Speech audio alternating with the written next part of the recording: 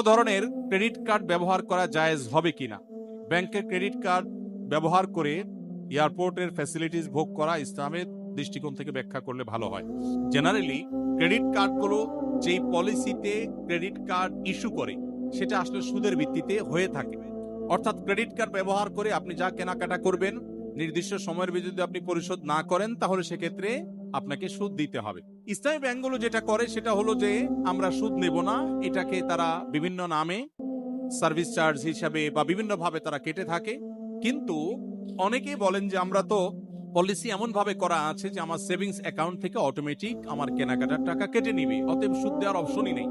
এরকম হলে তিনি তো সুদ থেকে বেঁচে আসেন, কিন্তু যে এগ্রিমেন্ট হয় সেখানে তো লেখা থাকে যে আমি যদি পরিশোধ না করি এবং নির্দিষ্ট টাইম পার হয় তাহলে আমাকে অতিরিক্ত পেমেন্ট করতে হবে।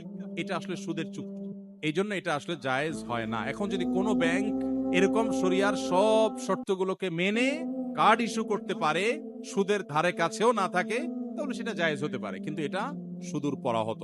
আমি আমার বন্ধুদের প্ররোচনায় পড়ে জিনার মতো কাজে নিজেকে জড়িয়ে ফেলেছি, নাউজুবিল্লাহ। এখন এই পাপের জন্য খুব অনুশোচনা হচ্ছে।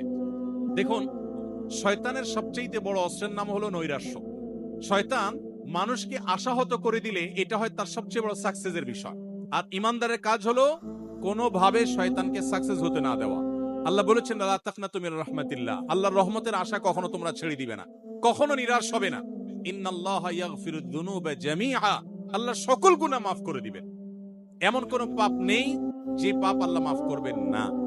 ক্ষমার অযোগ্য বলতে পৃথিবীতে কোনো পাপ নেই। শিরকে আল্লাহ মাফ করবেন না যে কোরআনে বলা হয়েছে, এটারও ভুল মিনিং আমরা অনেকে জানি। এটার সঠিক মিনিং হলো পৃথিবীতে যদি কেউ শিরক করার পরেও তওবা করে, ফিরে আসে, অনুশোচনা করে, আল্লাহ মাফ করে দেন। যদি শিরক নিয়ে মারা যায় সেটা মাফ হবে না।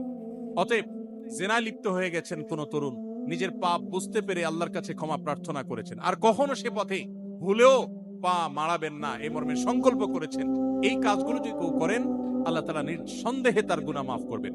এবং আল্লাহর প্রতি সেই আত্মবিশ্বাসে আস্থা থাকতে হবে। বিধায় হতাশা নয়, বরং আল্লাহর প্রতি আত্মবিশ্বাসী আমাদের থাকতে হবে। 2 ডিসিমেল 2 কাঠা জায়গায় আমাদের মসজিদ, এখানে জায়গা হয় না। এখন আরেকজনে 15 ডিসিমেল জায়গা দিয়েছেন, তাই নতুন মসজিদ হচ্ছে। এখন পুরাতন মসজিদ কি করব দয়া করে জানালে ভালো। কোন জায়গায় যদি মসজিদ হয় কিয়ামত পর্যন্ত সেটা মসজিদের মর্যাদায় থাকে, সেটাকে মসজিদের মর্যাদায় দিতে হয়।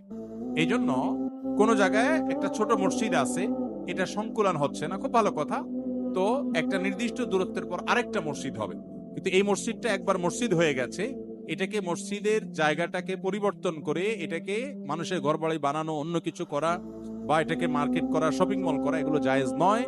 মসজিদ হিসাবে যদি ওয়াকফ হয়ে থাকে, ওয়াকফ একটা হলো যে নামাজ পড়ার জায়গা হিসাবে আমি আমার জায়গা দিয়েছি ব্যবহারের জন্য, ওয়াকফ করি নাই, তাহলে আমি যা খুশি করতে পারি। কিন্তু যদি মসজিদ হিসাবে জমিদাতা দান করে দিয়ে থাকে, কিয়ামত পর্যন্ত সেটা মসজিদের মর্যাদা পেতে হবে। যদি প্রয়োজন হয় নির্দিষ্ট দূরত্বে আরেকটা মসজিদ হবে, এবং মাইকের আওয়াজ ইত্যাদি একটা আরেকটা ডিস্টার্বের কারণ না হয় সেদিকটা খেয়াল রাখতে হবে। কিন্তু কোন অবস্থাতেই এই মসজিদটাকে ড্যামেজ করে বা এটাকে আপনার ডিস্ট্রয় করে সেখানে নতুন কোন